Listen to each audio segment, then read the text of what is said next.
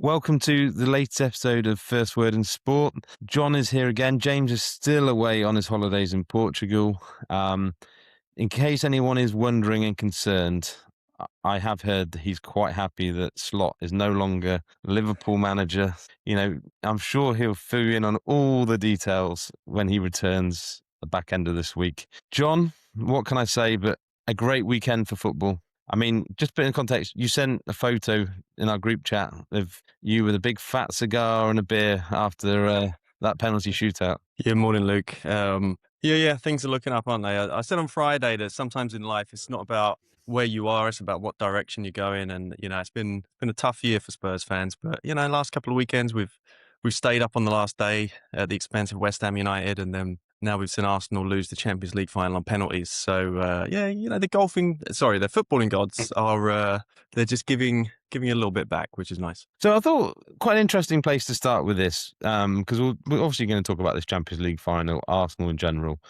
I put a tweet out yesterday that got some traction, even had the likes of Ian Dark, commentator on TNT, and commenting about it. So what I said was, I do find the reaction to Champions League final yesterday interesting. I've seen so many comments about how if Arsenal went out there and tried to play football, they would have got murdered. Possibly, who knows? We know Arteta said he wasn't going to try. Arsenal played this horrendous brand of football all season long. It wasn't a new style for this game. It was just exacerbated by game state and opposition. 24.7% possession says everything. This is the worst team I've seen for playing style relative to their resources ever. This Arsenal team wasn't going in as some plucky underdog. They've just won the Premier League. They've spent over £1 billion since Arteta's been at the club. They should be able to impose their own style on this game. This is meant to be an elite team. They play as if they're a League Two team up against the top six team in the FA Cup. Some plucky underdog. They've had a set of fixtures from the gods in this tournament. I'd be shocked if it isn't the easiest run to a final in the modern era. I understand winning is all that seemingly counts. Surely there will come a time and a point where Arsenal fans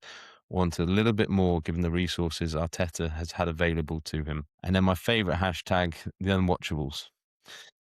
I think, I watched that game and I don't even know what to think at times. I mean, it did feel like I was watching a League Two team play against a big team. And it was so defensive. It was so negative. And I think one of the things that gets lost on people is that Arsenal weren't able to string 3 passes together. I think Saka, for example, had 4 completed passes in the whole match. 4 completed passes.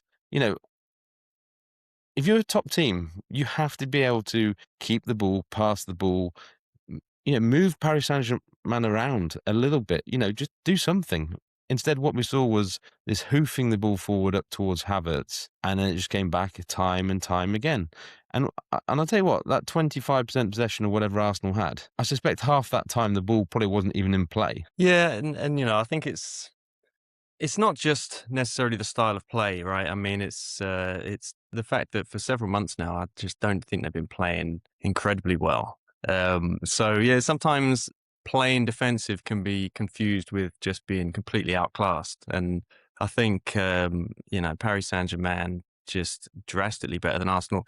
Yeah, I mean, it could have worked in the end, right? I mean, maybe they would have held on for just one of those 1-0 wins where you get absolutely battered. But it's, the problem is people who are saying, oh, it was the right approach for the game. Yeah, well, I mean, there may be some truth in that, but I mean, this is a wider theme with Arsenal, isn't it? It's not like they're this sort of team that's been playing beautiful football all year that said, well, do you know what? We're going to switch it up for this one final. Like, that's not the case, is it? I mean, this is just an ongoing problem of just really dull football. And I said on Friday that I wasn't sure if I was going to watch the game live, and I actually didn't in the end. I thought about it and I was like, do you know what? I'm a busy man. I've got things I'd rather do with my time. So I went down to the golf course and worked on my short game a little bit. And, I was checking the score on the phone, whatever. And then on the way back, I saw that it was going to go to penalties. So I had to stop and fill up with petrol. So I said, right, I'm just going to leave the phone in the car, fill up with petrol. And then when I get back in, I'm going to see, I'm just going to pick up the phone. I'm going to see what the result was. So I'll tell you that the heart rate went up a little bit when I got back in and picked up the phone, and it was quite a nice moment when I saw that they'd lost. I think one of my favourite moments was watching with the kids was seeing how excited they were when Arsenal miss penalties.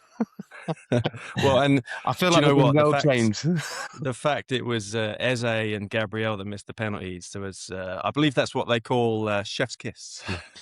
Well, honestly, yeah. I mean, I do feel a little bit sorry for Gabriel, in as much as he took it upon himself to take that penalty, and it takes a lot of balls. Anyone who misses a penalty, I do have certain sympathies. Obviously, it goes out the window a little bit when they do all the stutter step run ups and all that nonsense. But it's a big ass stepping up. But as you say, I think there was something about Gabriel missing that penalty after all the antics he's put everyone through in recent years. I put him in the same bucket as McAllister at Liverpool in terms of just truly, truly unlikable footballers. And there was some kind of justice, I think, that he was the player who did miss. Although I do have some sympathy for him with regard to. And he feels like he's at the epicenter of this Arsenal culture of all the wrestling from corners and all this stuff, isn't he? This, which really is, it's not just about Arsenal, right? This whole thing, I think, is ruined the English game. And so let's hope the authorities can find a way to crack down on it, because yeah, it's not what I want to watch. Like I said, that's why I didn't watch the game live. I watched it back afterwards, and I certainly enjoyed that. But yeah, it's Well, I think so. A couple of interesting sort of aspects to it was one. We always talk about narratives. Okay, so we always talk about narratives offline, particularly, and it's always amazing to me is the narratives that people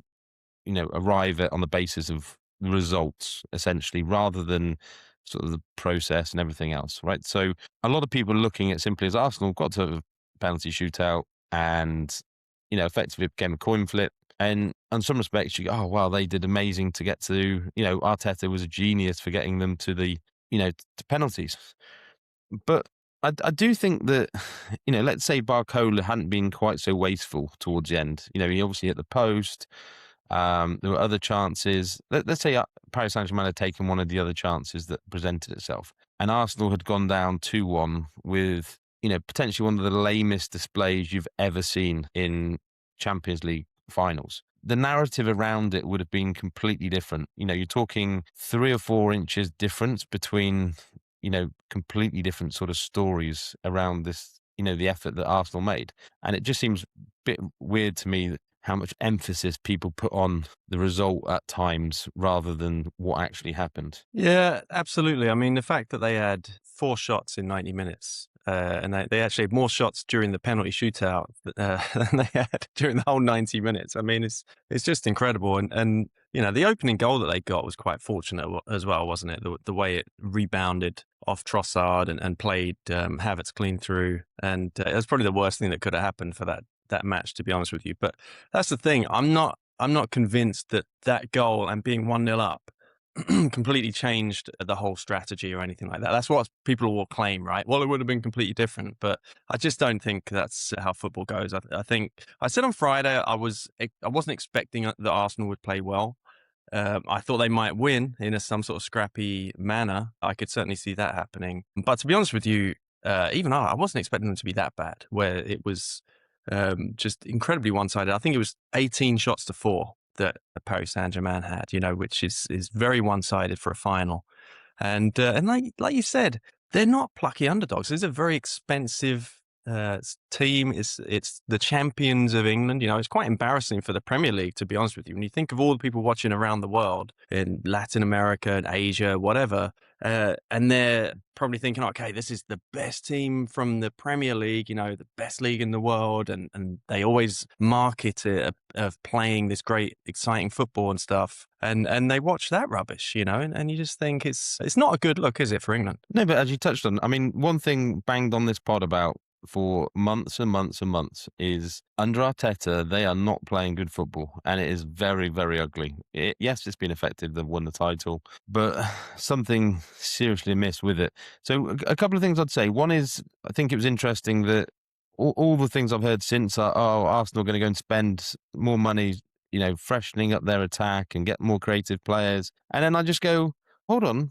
last summer, they spent the best part of £200 million on Gyökeres, Madueke, Zubimendi, Obviously, they signed Mosquera as well. And, so they spent the best part of £200 million last year trying to address that. None of them started in that final. And you look at it and go, well, that was, you know, I think this is part of the thing when we talk about Arteta is people think this is just an anti-Arsenal rant and, oh, you hate Arsenal and all this sort of stuff. And, you should see the comments I get on Twitter from Arsenal fans. But it's not necessarily just an anti-Arsenal rant. It's looking at the resources and the money that Arteta spent is they shouldn't be playing like they are. They should be way, way better given the, as I say, given that they've spent fortunes.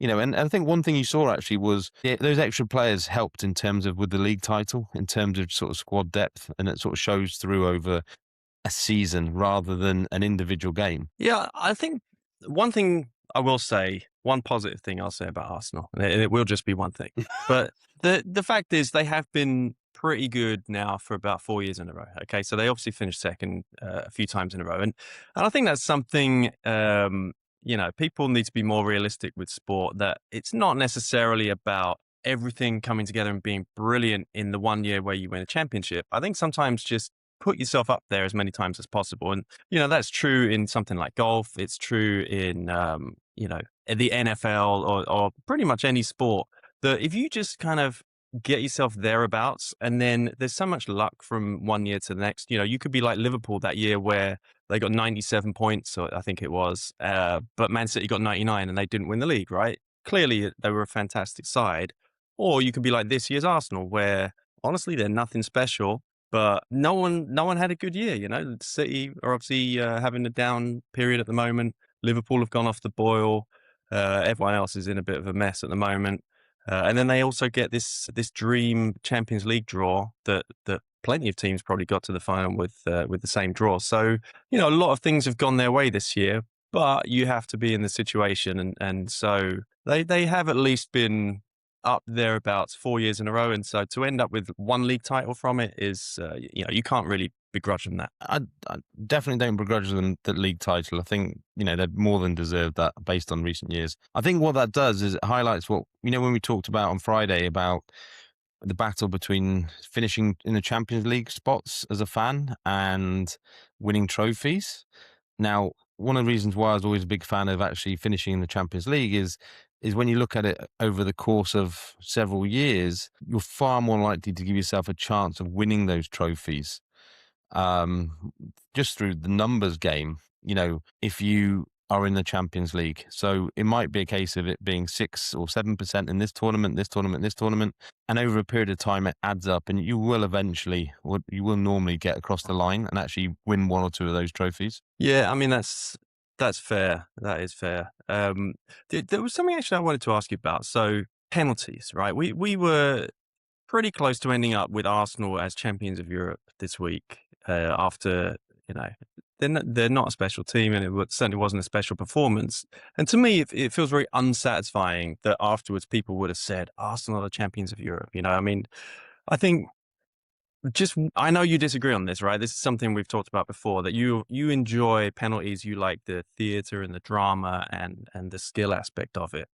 But I just think it's a little bit of a coin flip. And I think that also affects the rest of the game because the underdog is always thinking, well, we've got kind of a 50-50 here if it goes to penalties. So they're kind of incentivized to just sort of see out the 0-0 in extra time. But even the favorites, I think they're in a difficult position where they can't commit too many men forward. They can't go crazy because they'll get picked off on the break. And I think you quite often do end up with these extra time periods where it's a little bit of a stalemate. And so I wonder what you think. I know I heard this idea many years ago. I think my dad actually suggested it to me, that what if they took the penalties at the start of extra time? So you find out who would win and under the event that you get to the end of extra time, and then you play out the 30 minutes. And so at least then, let's say Arsenal had won the penalty shootout, Paris Saint-Germain then have 30 minutes to try and score against them. And if they can't do that, then it feels a little bit more like Arsenal then have earned the trophy as opposed to just, let's just see it out and see who wins the pens. I think the one problem with that is it takes away a little bit of the pressure. And I know it sounds weird, but so if you have a second chance, some of that pressure disappears a little bit in that And I think that's what makes these situations so amazing is these guys have spent so much time, particularly given how much attention to detail Arteta spends on every other aspect of the game. And it's, his big strength, I think, is sort of attention to detail. Is that Arsenal will have spent weeks and weeks taking penalties and practicing penalties in training in preparation for this exact scenario. And I think what's incredible about penalties is that you can't prepare for them, right? There's nothing you can do in terms of preparing for. You can practice taking them technically, but dealing with that pressure. And I think that's what makes penalties as exciting as they are. I agree that it's not a particularly satisfying way to end a tournament, and you only have to look at the World Cups. But I think I was slightly biased as I used to be a goalkeeper, and I used to love penalties.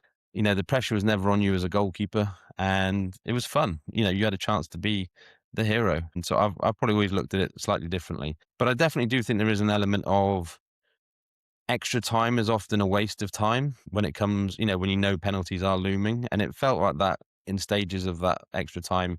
You saw Paris Saint-Germain suddenly just getting very negative even when they had the ball. They weren't trying to do much with it. And I don't quite know one solution I did hear was that you could potentially start taking players off. So, you have 10, you could go 9, 8, 7 until you find a winner or something like that. But again, it's, we've obviously had golden goal. But I think it's a bit of me. I quite like penalties, to be honest. I mean, it would still be a lot of drama on the penalties, right? Because whoever wins they're going to be huge favourites at that point. So, yeah, it wouldn't be quite the same as like the sudden death. But it'd be instead of sudden death, I guess it would be suddenly very ill or something like that. You'd be in really bad shape if you lose the penalty shootout, but not quite dead. So yeah, I don't know. It's a little bit like away goals. I actually was disappointed when they took away goals because I think it was a similar thing where the away goals rule created a scenario where one team was going to go through, and so you take that away, and then suddenly you just get to the point where, well, it's a draw. It's going to go to penalties if it stays like this. No one wants to take too many risks. But if one team knows that they're going out, well, then, I mean, it's pretty obvious, right? They've got to commit men forward, and that creates space for the other team. And I think you just get a more dramatic end to the game, like the actual game, I mean, rather than the shootout. Not sorry they've got rid of away goals, if I'm honest. Yeah, I think maybe it's because Villa have tended to, certainly in the Europa League, when you're the better team going into a game, I think you don't necessarily want away goals as a factor. I don't think. I'm not sure about that. I'd need to think about that, but I don't know. I think they always make so many different changes. I think, look, the bottom line is that Arsenal had an unbelievable chance to win the Champions League, and they may not get a better chance than that. I was just left thinking that, maybe if they had a certain goalkeeper in goal, that things might have been different. If they had numero uno Emi Martinez in goal, things could have been different for them. But I know he's a sore point for Arsenal fans.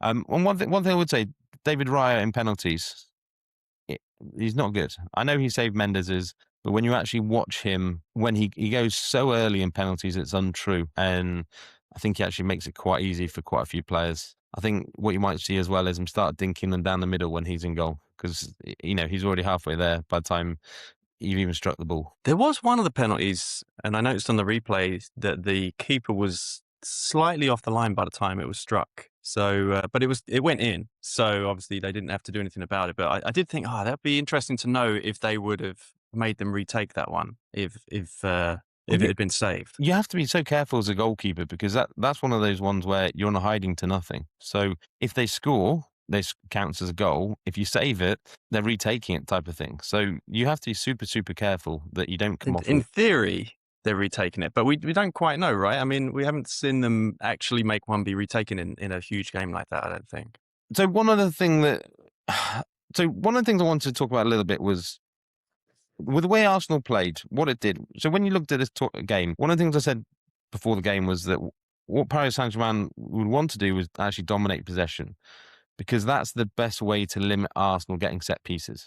And I think what we saw was exactly that. So Arsenal didn't have that first corner until half time, when it wasn't able to be taken, and they had very few set pieces throughout the game. And this is what I would say about all the people saying, "Oh, Arsenal took the right approach."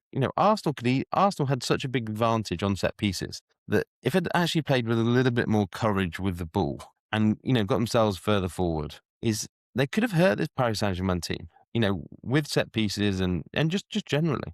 And I think that's why I find it so disappointing is you were basically negating your biggest weapon by playing in that style. Yeah, and it does feel like a mentality thing, doesn't it? That they just negativity. There was no real concept of let's go out there and win it. And this Paris Saint-Germain are a good side, but it's like you said earlier. This isn't like a plucky underdog situation. Because I think as viewers we all kind of understand, right? When it's Leicester City or when it was Greece in the Euros or whatever, no one was really talking about their style of play, right? You just know, well, of course they're going to be playing a bit defensive and playing on the counter attack or whatever. And this Arsenal team with the amount of money they've spent, yeah, they definitely they had enough talent, I think, to impose themselves on the game more. And I do think it's that negative mindset, the safety first mindset that probably comes down from Arteta. So one thing,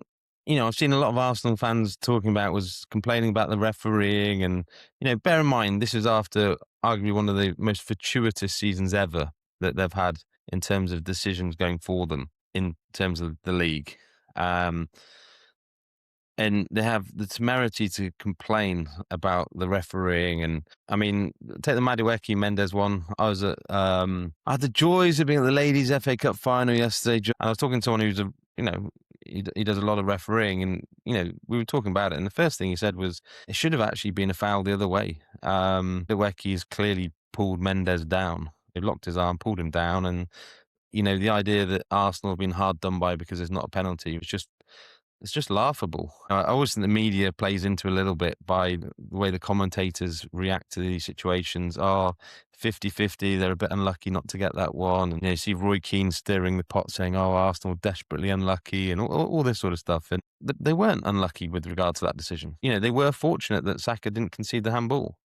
Yes, you're going to get a few decisions go against you through a game. Yes, a referee might blow up at halftime when, I mean, I read a brilliant piece today which was talking about the build up to the Arsenal corner that wasn't allowed to be taken. And it was incredible because it was something along the lines of, 5 minutes, 10 seconds into into extra time in the first half.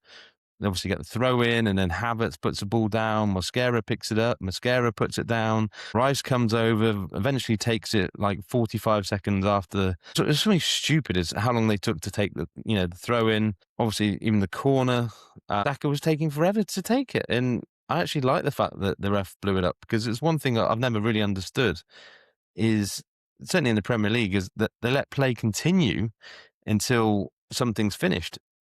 And you go, well, why? If the time's up, the time's up. The rule isn't that you keep playing until, possessions or play is stopped, like they do in, say, rugby, where the ball has to be kicked off the park or the referee blown up, after a play is finished. It's not like that. Football is meant to be when the time's up, the time's up. But we've had this unwritten rule where people just keep playing until the corner's gone. I don't know. I quite liked it. Yeah, I quite like that as well. Yeah, you could see the reaction as well, right? The entitlement was like, how dare you? What's happening? You're not letting us do our really long, drawn out corner routine, and yeah, like you said, it's not a stop-start clock, and I'd love to see that a little bit more. So it was definitely a round of applause for the ref when he did that. Well, I think what it just highlights more than anything is that they need to have a clock at the stadium where you know exactly how long's left in the game. So you know that if you have 10 seconds left to take a corner, you might have to rush across and try and, get it in the box. And, I find it's just so annoying when you watch football and you have no idea how much time's left. I'm still not quite sure about the stop-start clock. I don't know. I've got visions of like a VAR review of whether the ball went across the line for the winning goal before the clock hit naught. So I'm not sure. I don't know. But no, I mean, they definitely got to crack down on timekeeping and definitely with the set pieces and all that stuff. I think everyone's aware of that now, right? It's been commented on a lot. Yeah, the penalties. So Madueke, it's the sort of move that forwards do a lot these days, isn't it? It's it's like shoulder to shoulder. But if you sort of so both players have got like a bit of momentum against each other, and obviously Madueke's pulling on his arm as well. But if both players are leaning into each other and then one of them just suddenly falls over, you're going to take both of you down and it's going to look like a complete mess. But forwards know if they do that, as we always say, there's this asymmetry, isn't there? Where if the foul goes one way, well, okay, you've got a free kick in your own box. If the foul goes the other way, you've got 0.8 xg. So they're always going to try things, and you see it from corners as well. You know, Dan Burn will be wrestling with someone, and then suddenly they're both on the floor and legs are in the air and all sorts. And yeah, you might get a penalty from it. And so they're going to try these things. And the handball one was interesting. I mean, I'm gonna sound like a dinosaur with these things because I'm just gonna say I don't know what's a handball these days, and I genuinely don't. I And don't know and what's handball. someone Honestly, can someone can quote like, "Oh, well, here's the technicality of what the law says and whatever," but it's just a load of rubbish, isn't it? And I don't want those to be handballs. What Saka did, right? He hasn't deliberately handballed it. He's had a swing at the ball, missed it, and it's popped up and hit his arm. But you see others given, and they didn't mean to do it either. You know, the one in the semi final, PSG against Bayern, and you see so many ridiculous ones, and then you see that and you think, well, why wouldn't that be given? His hand is, is up in an unnatural position or whatever, and it's him that missed the ball. It's not like someone else missed it and it hit his arm. Like he made the mistake. and the ball's had a long way to travel as well. It wasn't as if it was like a yard away from him, like you see some of these ones that happen where you got no time to actually react. It was just very careless. I think one thing that I did see, which I did like, was Mosquera when he'd already been booked when he committed that foul for the penalty, and that we didn't have the double jeopardy of a red card and a penalty. Um, the rule is it's a bit similar to the red card situation where as long as you're making a challenge for the ball, you can't have double jeopardy. So that is a rule. I didn't realize it was actually that rule. So Dale Johnson was talking about it yesterday, that it's quite specific that, you won't get a yellow card in that situation and a penalty if it leads to a sending off, basically, once he's attempted to play the ball. And it was an attempt to play the ball. There was nothing malicious about it, just a mistimed tackle. And you know what? Penalty, fine. But yellow card and sending off would have been such a disproportionate punishment for what happened. Yeah, absolutely. And we've got to get to a stage where people realize what an enormous punishment a penalty kick is. That you don't need to be adding on extra punishments on top of that, unless the circumstances are exceptional. So I thought that was positive. Just wrapping up the Arsenal stuff, because I feel like we've probably been picking on them a little bit. But so obviously I have friends who were at the parade yesterday, said it was unbelievable. And I think it's just a reminder at this time for us really is that the football does bring these amazing highs and lows. So for a lot of those fans within, probably 16, 18 hours, maybe let's go 24 hours, you've had that massive low of losing at Champions League final. And then the next day you're able to go and celebrate winning your first title for 20 odd years. And it's what football's all about, really. Yeah, I mean, I'm I'm not gonna take any pleasure from Arsenal having their parade, obviously. But can I just also say we've spoken about Arsenal the whole time. Let's give Paris Saint-Germain some credit because they've won it back to back years.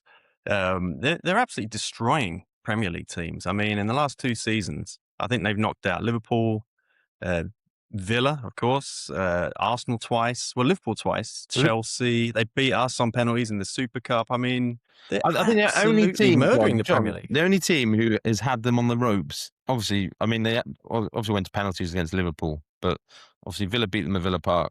And honestly, Donnarumma made one of the best saves you will ever see. And I think that's the difference between that Paris Saint-Germain team and this one is they don't even have Donnarumma. They've not even needed Donnarumma this time round. But it's what I would say is I think you have to be positive against Paris Saint-Germain. If you sit back and let them play and let them dominate, they are way too, their weakness is defensively and their goalkeeper that we saw yesterday, Safarov. That's where their weakness is, and you have to try and take advantage of that. In terms of that midfield three, that front three, they're as good as anything in world football, and good luck trying to stop that. But they've got the best fullbacks in the world.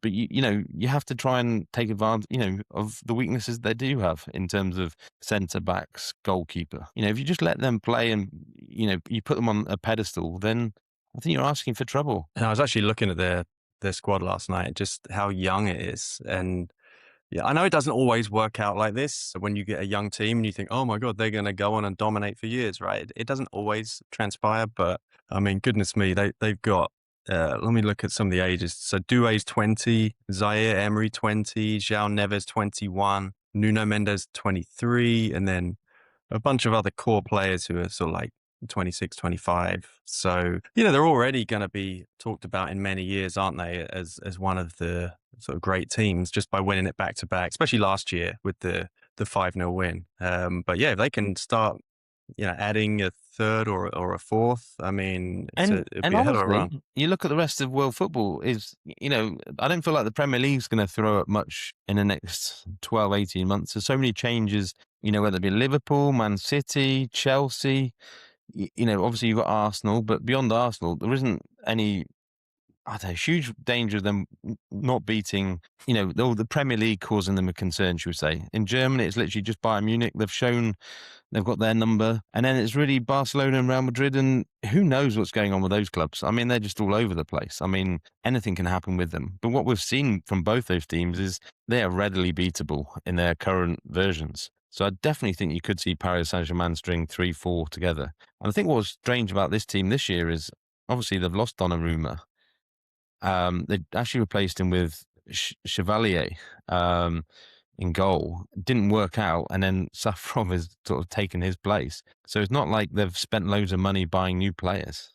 Wait until they add a couple of new players in there as well. I mean, good luck. Yeah, and I think of them as being kind of a young French team full of, taking advantage of all the young French players that come through, and they don't have that many French players. I looked at it. I think there's only 2 French players in the starting 11, so that's a bit of a surprise. But they will always have that pipeline as well, potentially coming through, where you get so many, especially from Paris, right? Everyone talks about Paris as being like the number one breeding ground for footballers in the world. Well, as James always says, the big advantage they have is basically a single club city. So they're not competing with anyone else.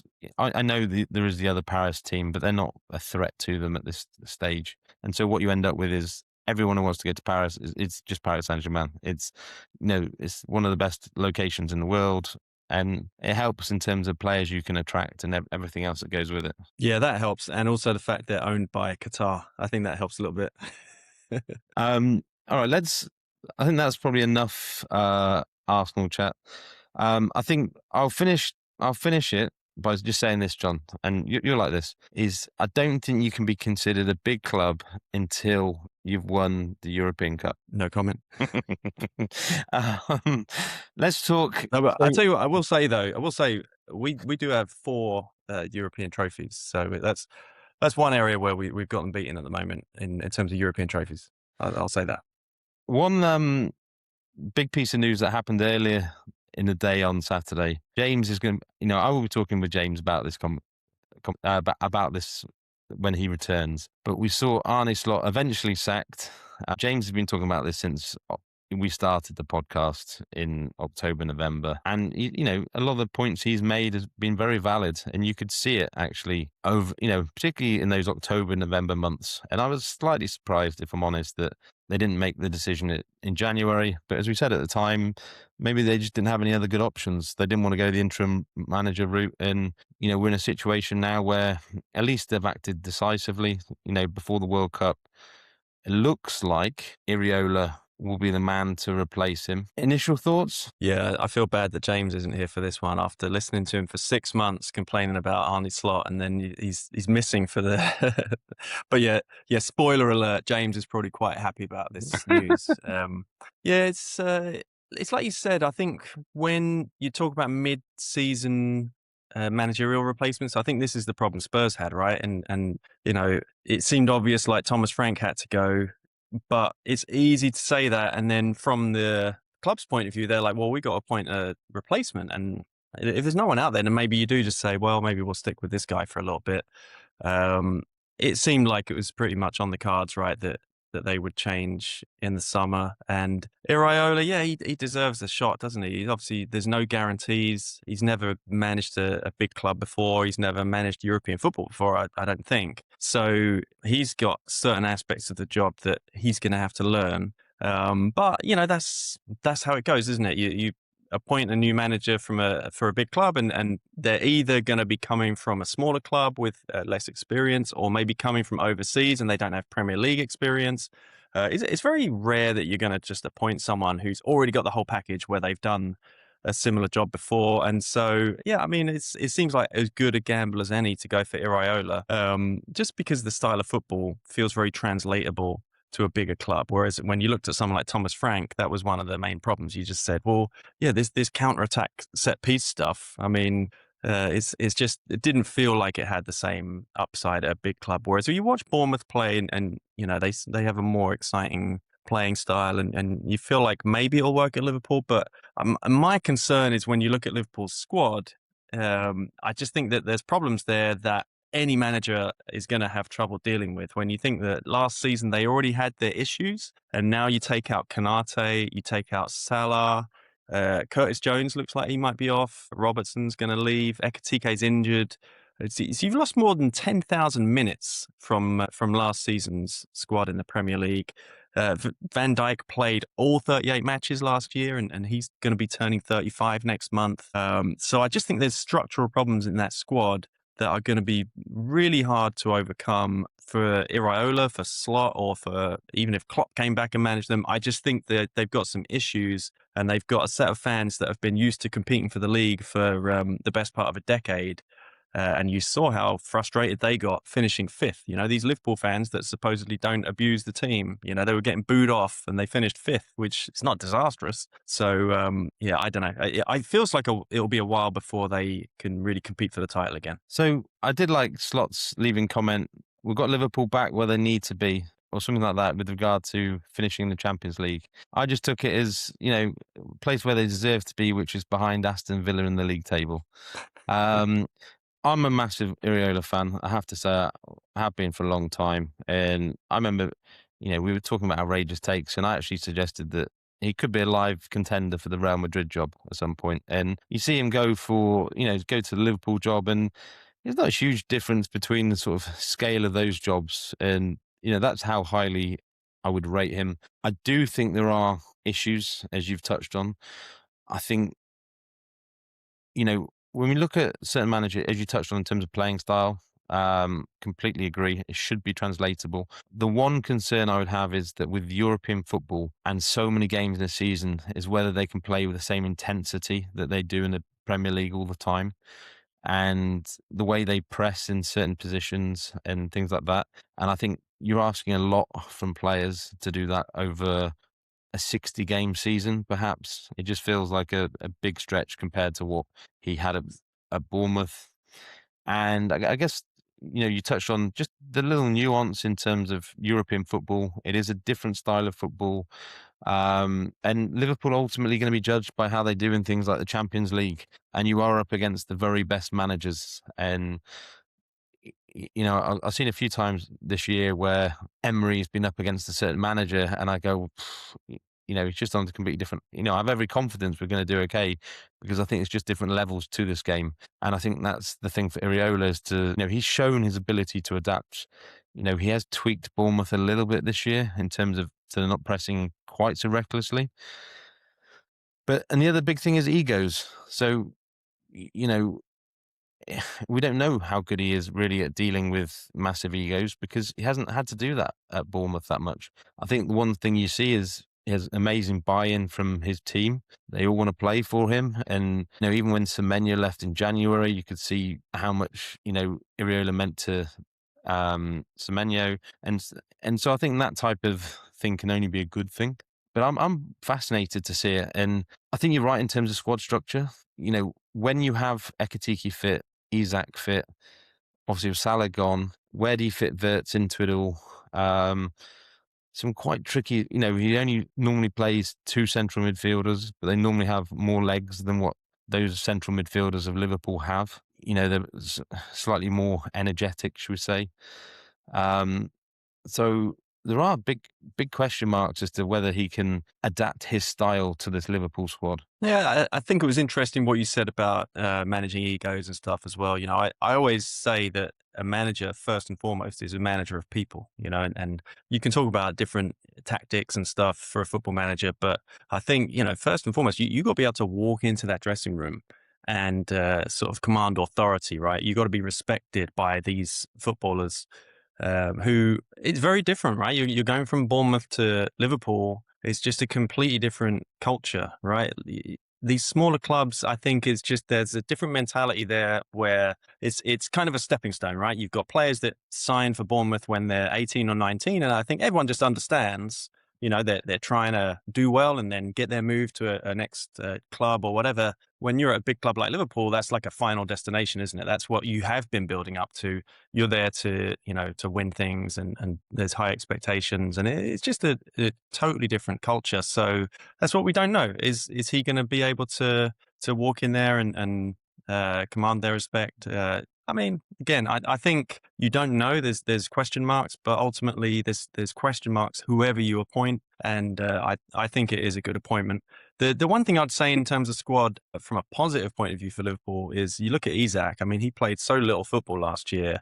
Let's not forget, like, he's a 140 million pound centre forward, right? And so if they can actually get a season out of him where he is fully fit for most of the year, that is like the proverbial new signing, right? That if you could just add him in after doing almost nothing in his first season. So that is a positive. But there's, even from last year's squad, which didn't do especially well, they now have a bunch of minutes just to replace outgoing players. And so there's challenges. So I think one of the interesting things as well is that one of the big differences for these guys who haven't done European football is the amount of time they get to prepare for other matches. So at Bournemouth, he'll have had a week to prepare for every game. And then, you can spend time in the training ground telling, one thing you see with Bournemouth is they're an incredibly well drilled team. Everyone knows what's expected of them, where they're meant to be, what their role is. And one of the problems you have when you go to a Liverpool is you rarely get time to actually, with the World Cup this summer, it's not going to leave loads and loads of time for him to spend sort of time on the training ground with these players, trying to drill into them exactly what he wants and expects. And throughout the season, because you are playing weekend, midweek, is you can go months without having proper training sessions. And I wonder how that's going to impact them a little bit as well. So I think there's a few sort of factors at play here. Yeah, that's right. I mean, it's a very different aspect of the job, and yeah, he's gonna have to learn. But yeah, I mean, I'm glad for him. Just more than anything, when he was getting linked with Crystal Palace, and just thought, crikey, this fella deserves better than that. And I'm intrigued. The fact that he announced several months ago that he was going to leave Bournemouth, and the fact that Liverpool didn't sack Slot earlier in the season, right? And then there was this talk of like, oh, Iraola might be going to Palace or whatever, and now it's obviously looks like it's a certainty, right, that he's going to go to Liverpool. And so I do wonder, has this been sort of quietly agreed for several months that they sort of knew it was going to happen? I mean, we'll never know. Well, I mean, Richard Hughes was at Bournemouth. He bought Iraola to Bournemouth. He obviously at Liverpool now, so they clearly have a relationship of sorts. I don't know. I think it's an interesting question. I guess one interesting question as well would be is who Iraola would look to bring from Bournemouth to this Liverpool team. I know Senesi was obviously meant to be going to Tottenham. I don't know. Is that 100% confirmed yet? Not 100%. I mean, So, with Konate leaving, I just wonder if at some point Liverpool go, ooh, if Iraola wants him, he would definitely go to Liverpool over Tottenham. I mean, no disrespect to Tottenham, John, but and I actually quite like Hill, his other centre half. Liverpool are short on centre halves, particularly some with sort of Premier League experience. They obviously have some youngsters in there alongside Van Dijk, but you need a little bit more than that.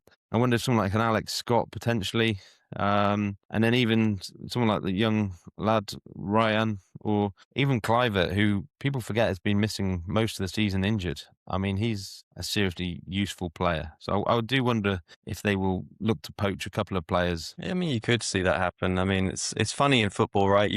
you do see that happen sometimes, that a manager will go to a new club and he'll take one of his favorite players with him, and that player will be useless at the new club. So, yeah, football is funny. It's not always predictable how things will work out. I think, wasn't it Joe Allen? I think was one. I think Brendan Rodgers took him from Swansea to Liverpool, and I mean, he's not at the right level for Liverpool Football Club. Well, even last summer, I remember when Frank went to Tottenham, and there was all the talk about Mbeumo going to Tottenham for a long time, and it was strange almost in some respects. So it didn't happen. Maybe I wasn't giving Mbeumo enough credit as a judge of both managers and football clubs. Well, supposedly Mbeumo is a Man United fan. That was the story at the time, which is odd because he's not from Manchester as far as I'm aware. Well, that means he definitely might be a Manchester United fan.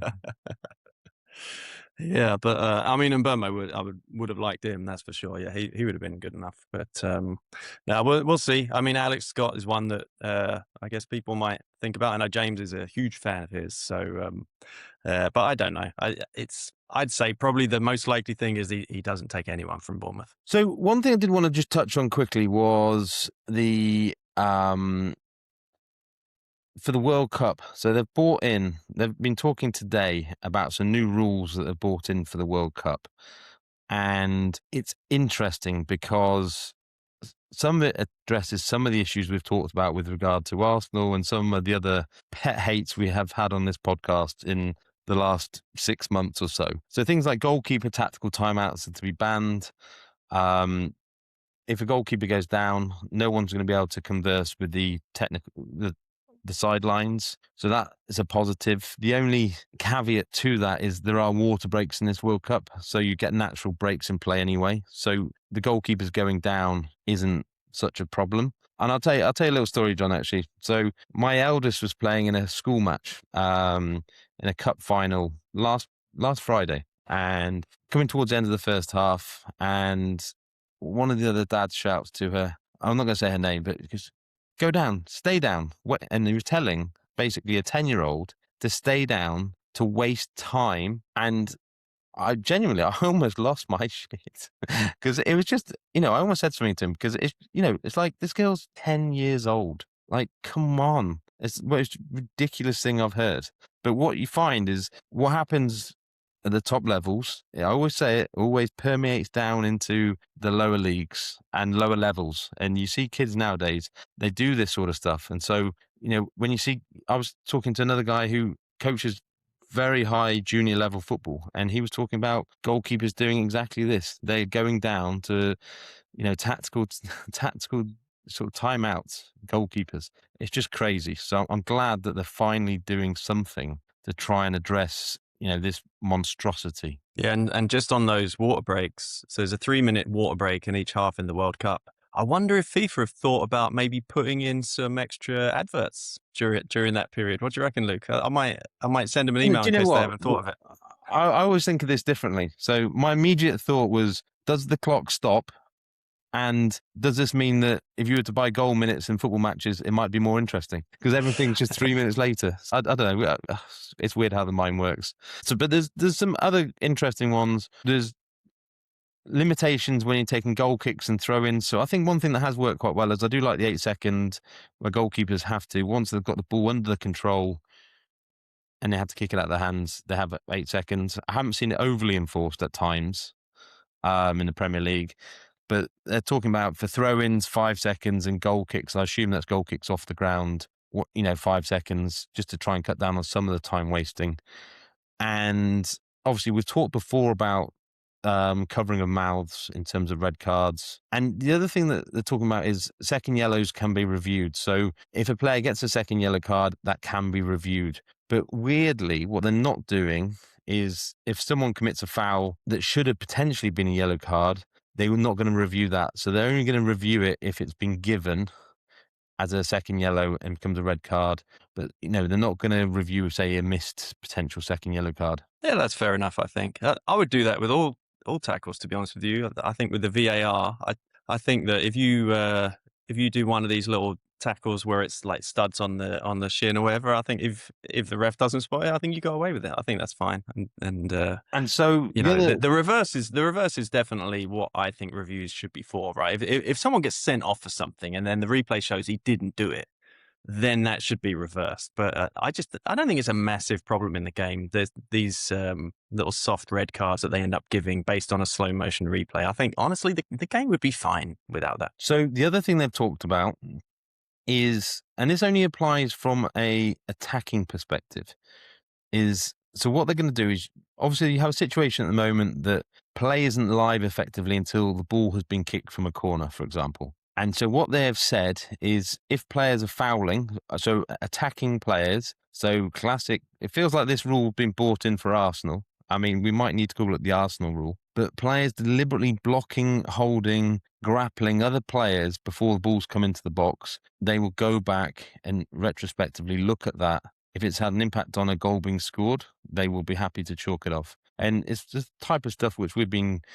screaming for months, is that something has to be done to address all the blocking, holding. It's not going to take everything out by all means. And a lot of these things are how they're actually implemented. But I think at least it's an acknowledgement that some of these offensive fouls being used to create situations just has to stop, and they have to come up with a solution to it. Yeah, hopefully that'll help crack down on it. And it all seems like common sense stuff. So it is nice when you hear that the people in charge of the rules are actually addressing things that everyone's been talking about as being a big problem. And people should just go and look up the obstruction law in football. Like, you are not allowed to deliberately get in someone's way when you're not challenging for the ball. If they're trying to get the ball and you're not, and you deliberately get in their way, that's an offence. What And then you you mean? watch these corners. You give them a big bear hug isn't isn't allowed? It's crazy. I just don't understand why they've just decided, well, we're just going to let it go. There's like 10 obstruction offences at every corner when you watch Arsenal, and it's not just them now, of course. But I mean, they are seen as one of the main instigators of it, and it's had such a negative effect on the game. It's just horrible to watch, and it'll be really interesting. I know that one comment Pierluigi Collina made, he said, we have been watching individual teams and their tactics and stuff. So they're going to be looking out for England particular teams. are on their radar, by the way. Yeah, exactly. I'm sure that we are. You can just picture it, right? That other teams end up getting away with stuff, and then I can we get a crucial goal chalked off. I have visions of that already. Well, let's slightly conscious of time. Let's have a quick look at some outright markets for next season's Premier League winners, top four, relegation, that type of stuff. So let's start with the Premier League. Arsenal 2.6 to win back-to-back titles. Manchester City 4.8, Liverpool 7, United 8.6, Chelsea 11.5, Villa 30, Tottenham 42, Newcastle 50. What are your gut thoughts initially on those prices? Well, I think we've got to address the elephant in the room, haven't we? Which is Man City's 115 charges. Because I assume that is why the prices are as they are. So if you could guarantee me that Manchester City were not going to get any sort of points deduction, then I would say I think they're a fantastic price. And honestly, I know Guardiola's leaving, but I think Maresca is an interesting replacement. I think that they clearly like him. I think, it's with what's the name? With Arsenal looking so poor over the last few months, I think it's kind of a wide open league, to be honest with you. Liverpool have gone off the boil. No one else really feels like they're that close to challenging. One thing I did think is, could it be a year where you just put some money on some silly prices? I was actually thinking of Brighton. And if you could get some sort of crazy 3-figure price for Brighton, I like how they finished last year, and I just think, put your faith in Tony Bloom, right? They've got a bunch of younger players that are getting a year more experience. They'll probably recruit well because they always recruit well, and it doesn't feel like a summer where they're going to lose key players like they have in the past. So Man City for me are a good price if you could guarantee that they're not going to get any big points deduction, but given the chance they might do, of course you could then say, well, maybe Arsenal are value or whatever, but I just feel like it could be a wide open year. What are your thoughts? Well, definitely. Arsenal don't inspire confidence. I'm not sure anyone would be surprised to hear me say that, but I think a lot will depend on what they do in terms of the summer window. If they do go and spend another 200 million and actually get a good wide player out on the left, maybe a good striker, um, it will make a big difference to them. I do, I think, as you say, with regard to Man City, what I'm hearing is that FIFA have said that they want a decision either before the World Cup or after the World Cup. They don't want something in between, which is understandable because it's going to be big news either way.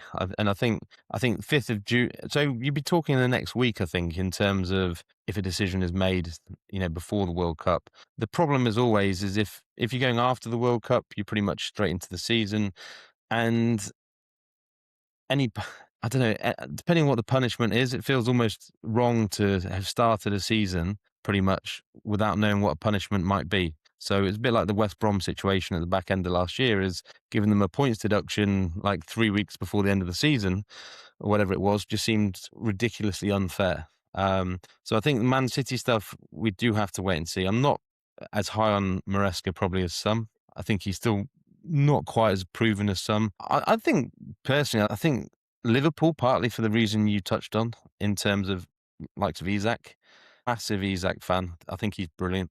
If they could get two or three other pieces around them in an Iraola team, I think they could be a pretty good team. I think you've still got a lot of good players there. It's easy to forget sometimes.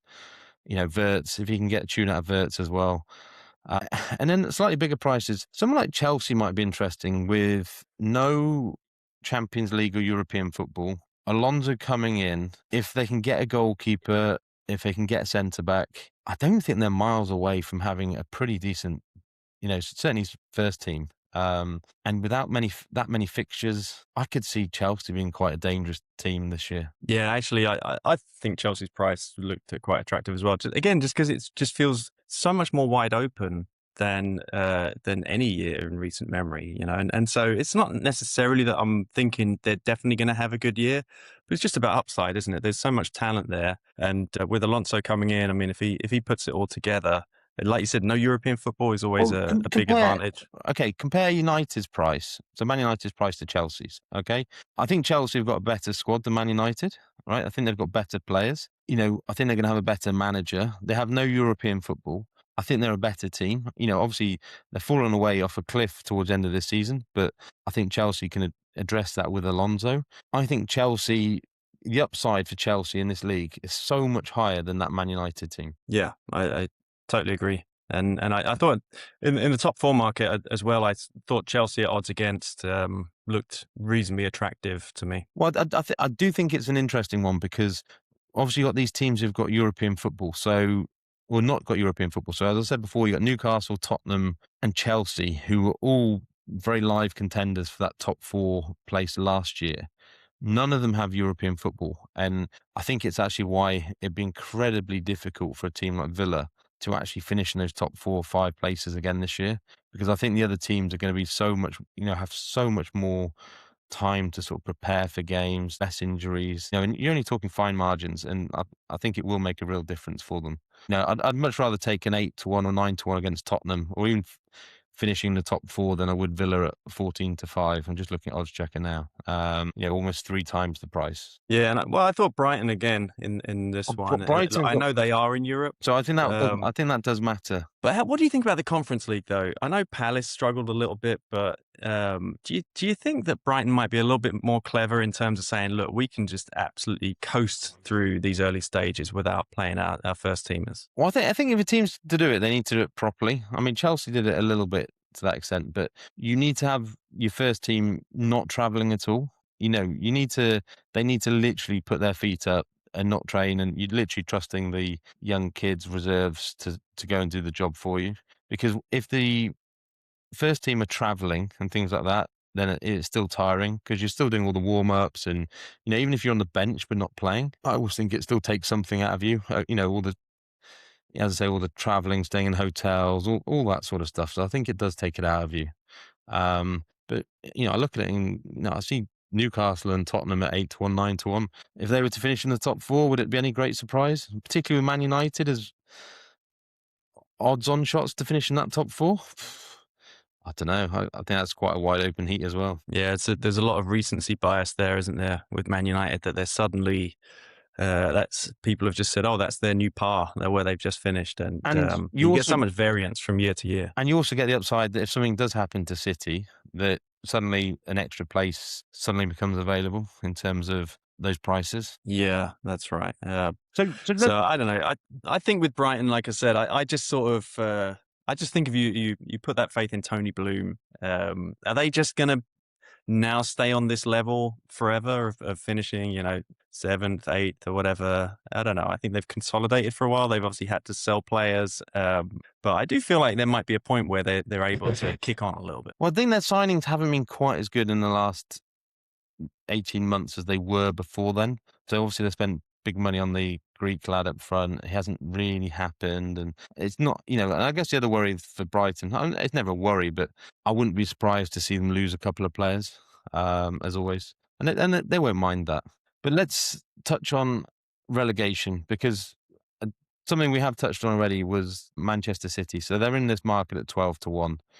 And this is a sort of elephant in the room type situation where, they're not on there because people think they're going to be 12-1 to go down on playing merit. On playing merit, there should be 1,000-1. So baked into this price is the idea that they get a massive points deduction. And it's definitely not beyond the realms of possibility. But what it does is it adds tricky little wrinkle, I think, to this market if you're going to get heavily involved in it. And this is where I think points deductions are a bit silly because, I mean, we all know roughly what points range Man City would get over a normal season, right? That, somewhere from 75 up to 95 or whatever it is. But, they're going to just arbitrarily pick some number of points. But that number could either be like, they're definitely getting relegated or they're definitely not getting relegated, right? They could say, 30-point deduction for Man City. And it's like, well, yeah, then they're going to finish mid-table, right? Or if they say, all right, 70-point deduction, okay, well, they've gone down, and it just sort of feels like, are they then going to sort of mathematically work it out? Well, let's try and set the amount so they're like a 50-50 to go down. Like it just kind of becomes a bit of a farce when you're assigning this number of points. So it will be interesting to see what, and I mean, this is assuming they get a points deduction. I think people are expecting it might be that, but yeah, it does ruin a lot of these markets when you know that there could only suddenly be 2 places up for grabs. So I think, I'm not going to lie, it looks a very weak 3 teams who are coming up in Hull, Coventry and Ipswich. And honestly, if they went back down, it would be no surprise at all. And it's interesting that Sunderland are, obviously, of the teams who stayed up last year, they're the favourites to potentially get dragged down there. And I know a lot of that sort of numbers based and everything else, but I think that's a bit disrespectful, I think, to Sunderland. They've just finished 7th. Yes, they'll have European football next year, but based on everything I've seen under Lebris, and there's no reason why they won't spend some money again this summer. I think he's a good, he's a good, decent manager. They've got decent players. I'd be surprised if they fall off a cliff quite that dramatically, if I'm honest. Yeah, I mean, it seems like it's no secret, right? There's no edge to be had in predicting that Sunderland might have a big regression, right? I think everyone kind of acknowledges that might be the case, especially being in Europe. The price that surprised me quite a lot was Everton. So Everton are 10-1, and their numbers were equally as bad as Sunderland. They overperformed quite a lot, and I know they tailed off at the end of the season, but I don't necessarily think that was just sort of downing tools. Like when they played Spurs on the last day, I know you were keen to point out that they had nothing to play for. I think they're just not a very good team, to be quite honest with you. What I don't know is what the financial situation's like now that they've had a takeover and they've got the new stadium. Are they now in a position where they're going to go and spend like 100 million plus on new signings this summer? I don't know, but they're not a good team, and they do have Moyes. I think that's a plus because he's got that experience where even if their numbers are bad again, he'll probably dig out some results to an extent, but you just don't know, right? You start getting a few injuries, and it's not hard to see them having a pretty poor season, just because the Premier League is so deep now, right? I mean, we saw what happened last year. West Ham got relegated, Spurs almost got relegated, and it does depend on those 3 teams coming up. If one of them can just have a surprisingly good season, then it opens it up for and one of the big clubs to go down. So I think a couple of clubs that interest me would be one is Palace. So I think Palace with no Glasner, so good chance Wharton leaves as well. Very difficult to replace. I look at that Palace team now. Once you strip out, you've stripped out a lot of Mateta might leave as well. I don't think that squad's an amazing squad now in terms of if you take, once you've lost all your Ezes and of the world. I think under a new manager, I could see them regressing significantly. And they've still got European football with as well, which will add to the sort of burden. I think at 6-1, I could easily see if one of those three teams could do something. I could see Palace struggling a little bit. And the other one would be Fulham. Marco Silva goes, which looks likely. He's been there a long time, and that it feels like Fulham have got a bit more quality, particularly in forward areas, than Palace have. But I don't know, new managers, we've seen some disastrous appointments over the years, and people just assume, they may well improve than what Silva did. They may well improve on what Glasner did. But I think there's also a chance for some pretty big regression from these teams. Yeah, the Europe factor is definitely big with these smaller clubs. If you start getting a bit of an injury crisis, and then it's the English teams are so dominant now that everyone's got a good chance of getting into the knockout stages and going deep into the competition. I mean, you saw Forest this year got to the semis. So you can get to a point where you have a lot of big games in the latter half of the season. Even if you have a relegation battle, the players are still focused on the big game against Juventus or whoever it'll be that's coming up. So it's a big factor. Right, John, I am going to have to wrap it up there because my kids have got inset day. I have to go and fetch them. But thank you very much for today. I think James will be back to bore us all to tears about Slot later in the week. But you'll be back on again soon anyway. Quickly, Substack. Yeah, a Substack, if you want to check me out. My publication is called Unsupervised Football. Brilliant. Well, thank you very much, John, and we will catch up soon. Cheers, Luke.